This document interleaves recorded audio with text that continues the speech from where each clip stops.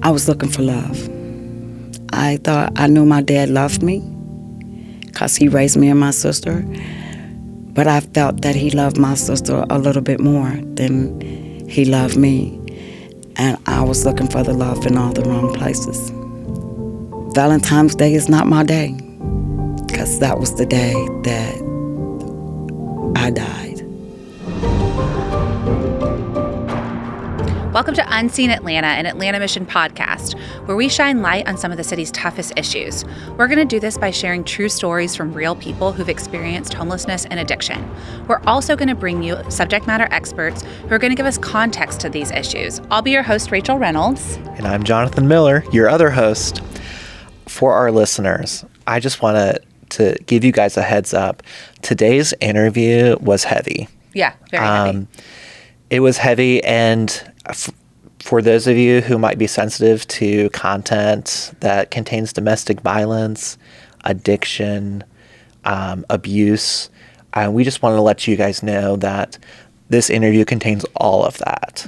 So I think some of the things with Sherri's story, the timeline gets a little fuzzy. I think I was a little confused. She was a little confused. But I think it's a good reminder for us when somebody has dealt with such intense trauma around abuse and addiction, timelines are fuzzy. And so I think that I hope you guys just really can hear her story from her perspective and not get hung up on the timeline. So just wanted to let you guys know that before we jump into it. Rachel, I just wanted to ask, why is it important for us to share hard stories? Yeah, I think that's such a good question. And we talk about that a little bit with Sherri. We talked about life be lifing with her, because while she is, she's living with us now, she's in a fairly stable place. It doesn't mean life stops. It doesn't mean life gets better. It doesn't mean there's a bow on it. It doesn't mean that everything goes away. So I think it's a good reminder for all of us that hard things are a part of our lives. Our lives go like this. They take twists and turns. And so having that vulnerability to share it really brings a face to some of these issues. So I think what I hope that you guys hear from this is that while Sherri has experienced really hard things like abuse, addiction, abandonment, all of those things, it really gives a face to those hard issues. And I hope that that's something that everyone gets to see. Yeah. So we hope that you enjoy the story by Sherri, and we'll get right into it. So let's kind of start with a little bit about your story. Tell us about how old were you when you had your kids? I had my first baby when I was 17 years old. What was that like? You were still a baby. I dropped out of high school. Well, I had already dropped out of high school before I had the first baby. Why'd you drop out of high school? I was wasting my time in the teacher's time because I would go in the front door and come out the back. So I just went ahead and I decided that I dropped out. You know, sometimes we do things, we make choices that are not good for us. So I made a choice not to finish school. That's the wrong thing because at this point now I am trying to work on my GED. Wow. Well, we'll get there. Okay, so you're 17. You find yourself pregnant. How was that? I was a new mom. I didn't know what to do.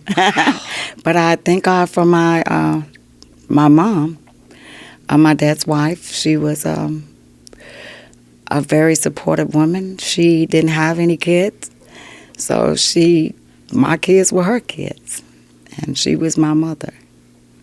I raised my son, my oldest son, who was 42. Then at the age of 19, I had another one. I had a little girl. Then at the age 17, 18, and 19, I had my last baby when I was 21. Okay. So you had 3 kids. I have 2 boys and 1 girl. Okay, so you were a single mom? I was a single mom, yes. And what was that like? I had support from my family, so I really didn't know what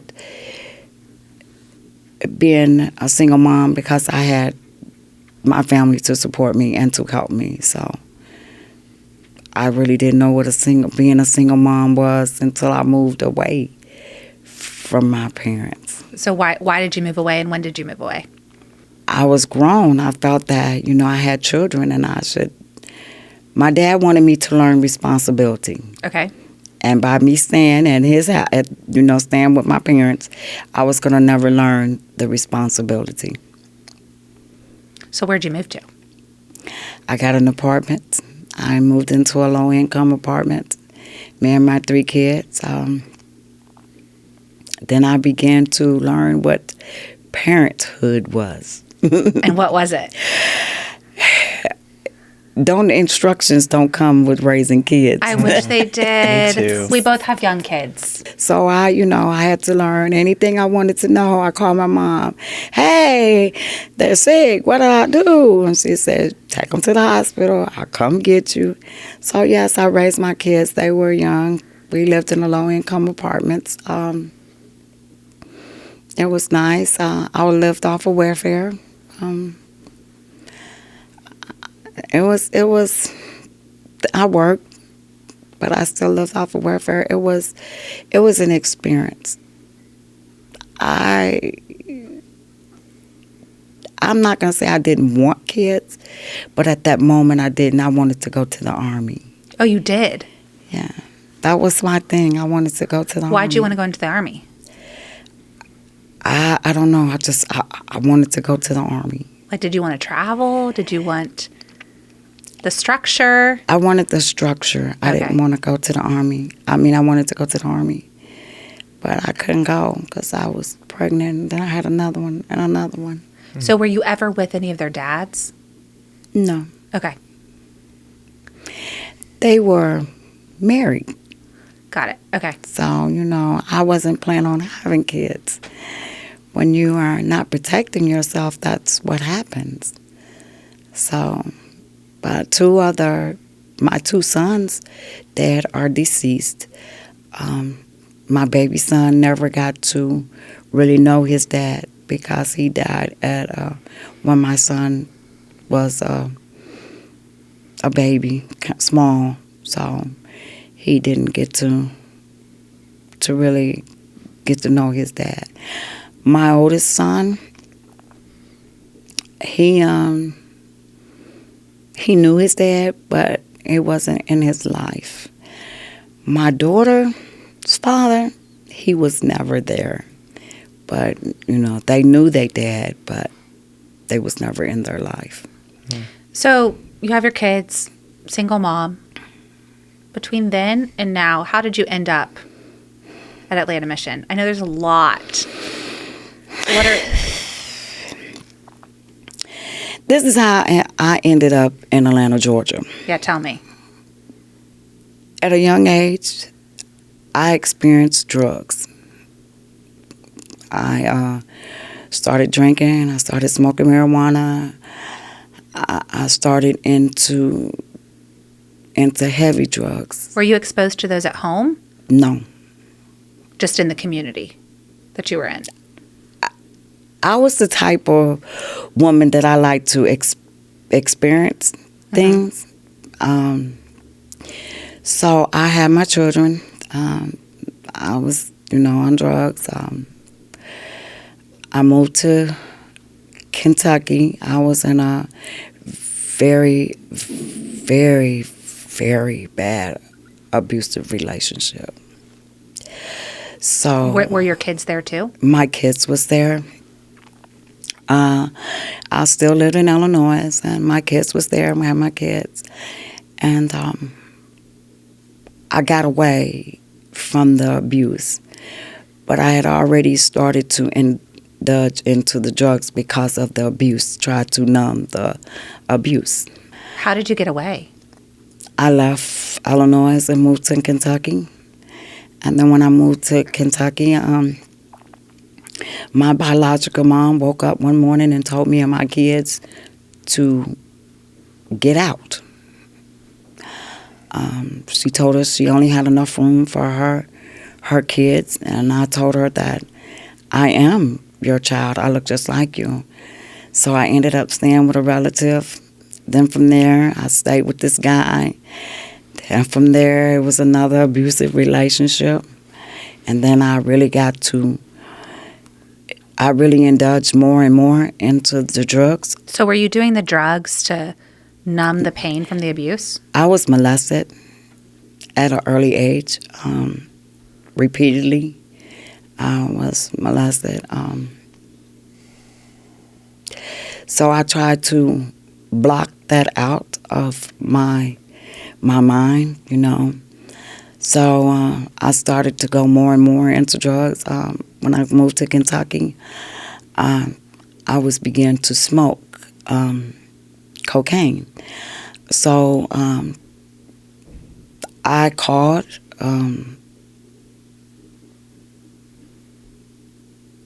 my parents and asked them to, would they take them. One of my sons was showing out in school, and they sent him away. They sent him to a little home place. So the only way that they would let the kids come back into my home if I gave them to my parents. So I gave my children to my parents, temporary custody to my parents. They were young. I did it out of love because I knew I was a sick person. So instead of the Children Family Service taking them away, I'd rather see my parents have my children. So then I started to get real deep into smoking cocaine. Yeah, how did it make you feel to have to give them up? It wasn't that I gave them up. I know that they had a better life. You felt like it was a was survival tactic for them. It was and the you. best thing to do for them. But that obviously affected you emotionally. Yes, it did. It messed with me emotionally because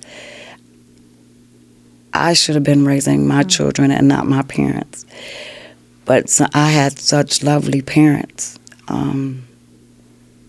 that my kids didn't have to go into the system, and the system didn't come and take them out my house. So that was, I did the right thing as a mother. Yeah, for sure. I did that for love.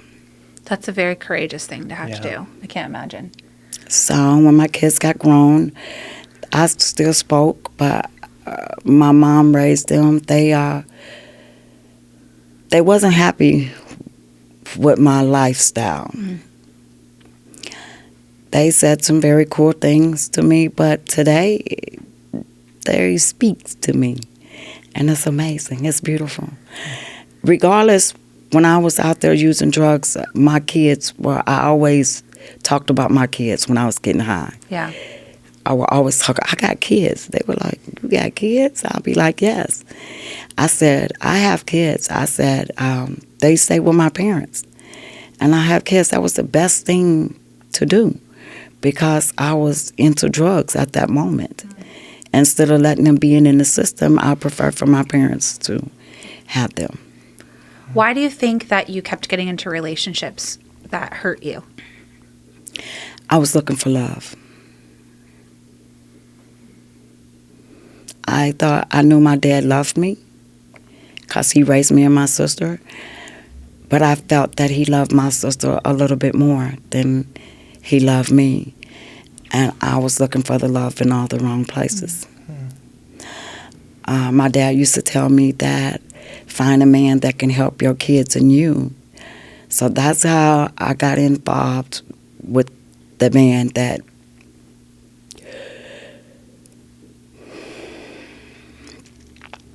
abused me. Valentine's Day is not my day. I don't care for it because that was the day that I died. Tell me a little bit more about that.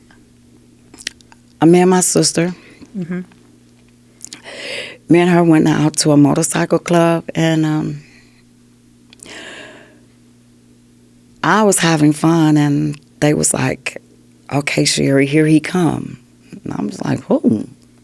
I said, these are the people I went to school with. These are the people that I know. So he gave that look, and I was like, oh, Jesus.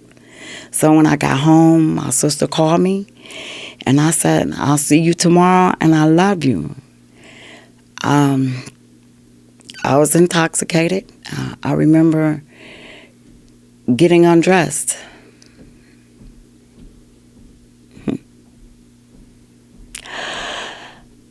And the only thing I can remember is that I heard this swoosh sound. That's all I kept hearing. He was whooping me with an extension cord. That's all I heard. I don't know, after that, I do remember him walking behind me, and he took the extension cord and wrapped it around my neck and hung me. I don't know how long that I was in the air dangling for my life. I didn't know if to jump out this picture window or to stay there to take the abuse, or I didn't know, but all I know that I was fighting for my children.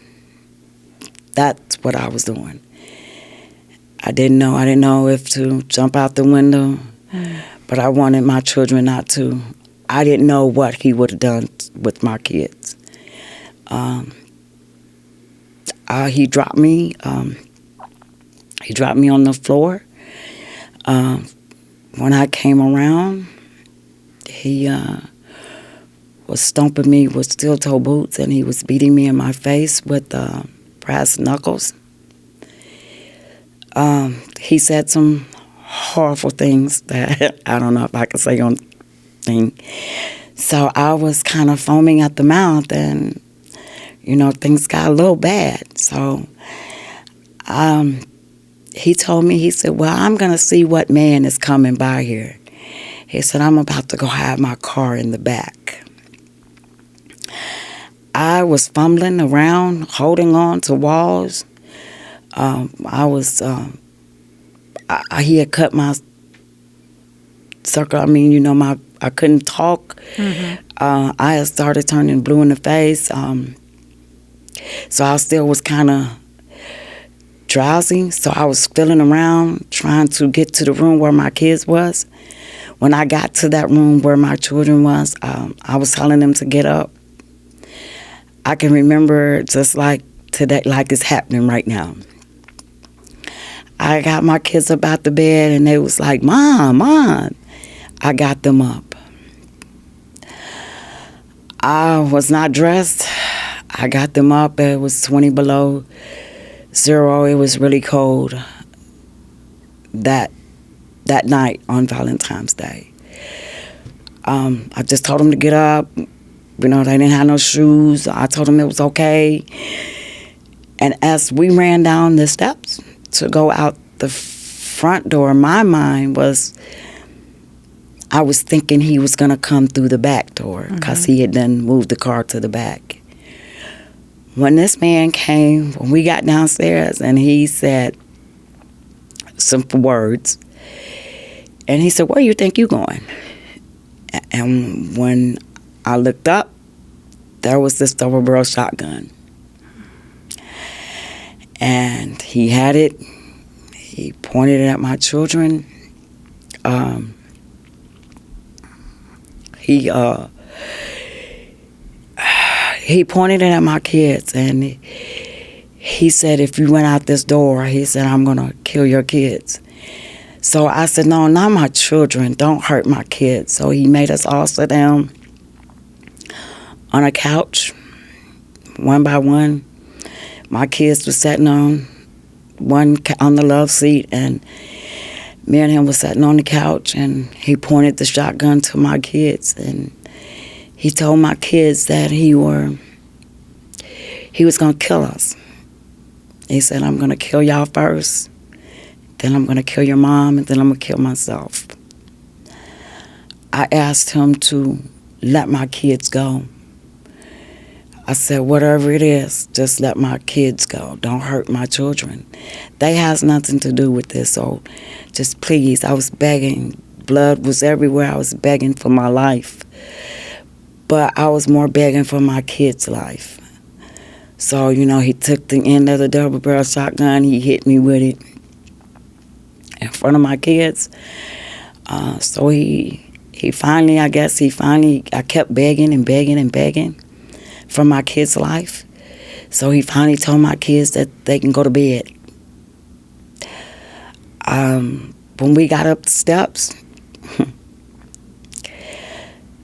all I can remember is him dragging me from the bottom of my ankles. And he started to drag me down the steps, and my head was hitting the steps. I remember this like today. It happened today. So I had to sleep next to him with this double-barrel shotgun. If I had made one wrong move, he was going to kill my kids. So I had to go to the bathroom. I was too nervous to go.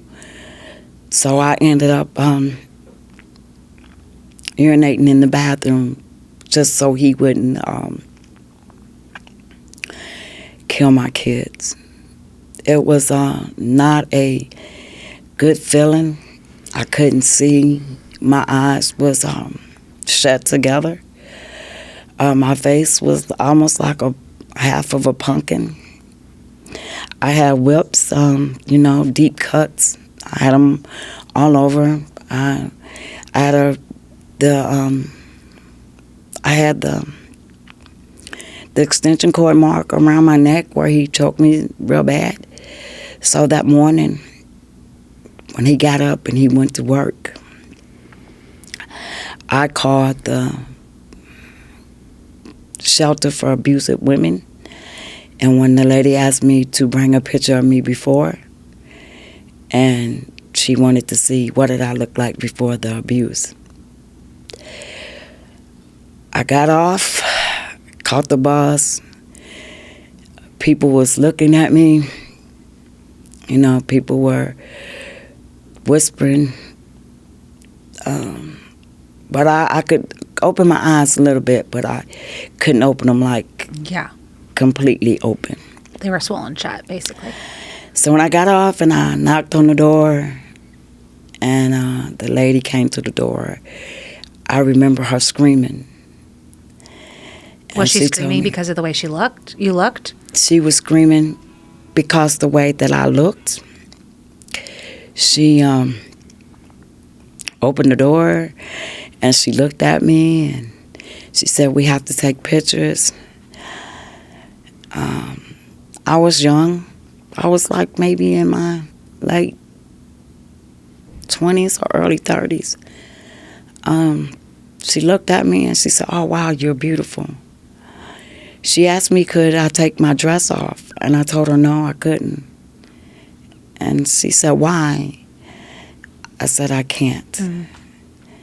So when I took off my coat, she knew why. So they had to cut the dress off. She went to hollering and screaming some more, and she said, "We have to call the police." Mm-hmm. And I begged her not to. I said, "He has a good job.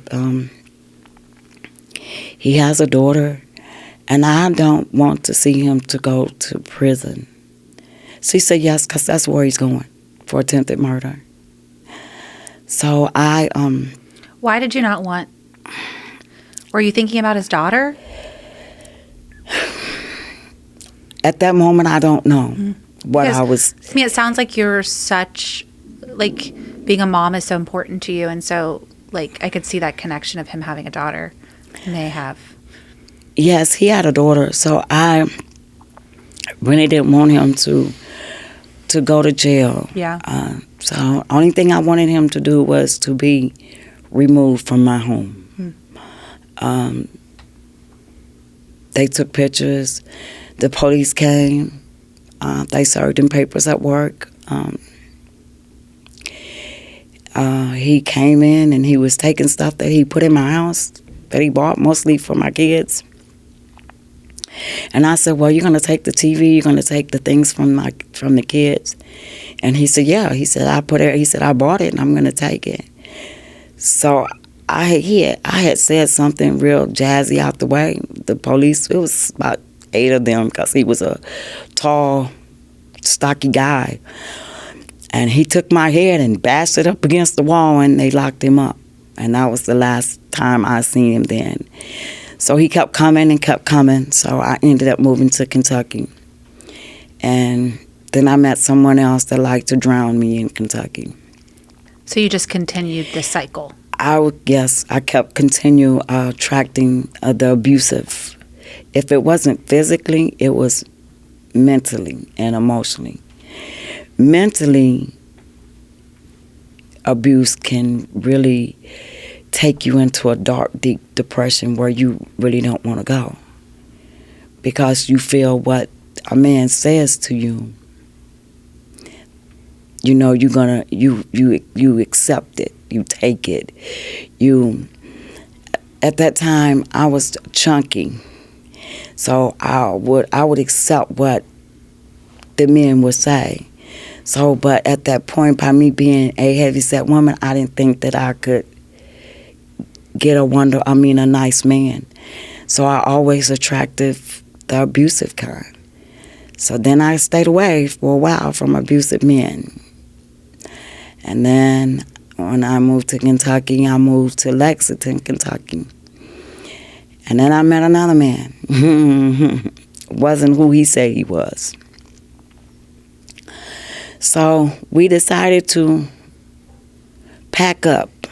We wanted a better life for us. But when I got here to Georgia, I really got more deep into smoking crack because I was homeless. I was in the street. Didn't know where I was going. Didn't know where I was going to eat. Didn't have a place to use the bathroom. Didn't have a place to take a bath. I was sleeping in the truck. So I thought things was going to be a little different. But there wasn't. They wasn't. So after he got locked up, I continued to stay in the street, sleeping in my truck, dodging more into smoking, getting high. Thank you for sharing all that. I know that's really hard to relive. So thank you for allowing us to hear that. I will never forget that. That's something that will never go away. Yeah. It will never go away. Yeah. And I just want to say thank you, too. You're welcome. Anytime someone shares a story, it's a gift. Yeah. And your story is a very special gift. Thank you. That we can hold. Yeah. So I'm just so nice. So honored to be sitting here listening. Yeah. Thank you. Thank you guys for listening to Sherri's story. I know that was a lot. There's a lot to process. There's a lot to hear. We'd love for you guys to join us next time as we share the second part of Sherri's story. Thank you so much for listening and engaging with these challenging yet vital conversations about mental health, addiction, homelessness, and trauma in our city. Facing these issues head on is how we ignite real transformation in Atlanta. Thank you to our season sponsor, the Scott Pryor Law Group. The transformation you've heard wouldn't be possible without incredible partners like the Scott Pryor Law Group, personal injury and accident attorneys. Their compassion and dedication to our community fuel stories of transformation just like these. If you are injured in a semi-truck or car accident, call the Scott Pryor Law Group. As a U.S. Marine, we fight and win for you. Our clients are family for life. We handle all types of injuries. You focus on healing, and we handle the rest. Now, if today's episode inspired you to take the next step, we would love to invite you to join the work that God is doing here. There are 2 really impactful ways for you to get involved. First, you can give financially to help us continue the work you heard about today. Second, you can volunteer your time by serving at one of our campuses. You can find all the ways to give and get involved at atlantamission.org. Thank you again for being part of this journey. Please join us next time as we uncover more powerful stories of hope and transformation.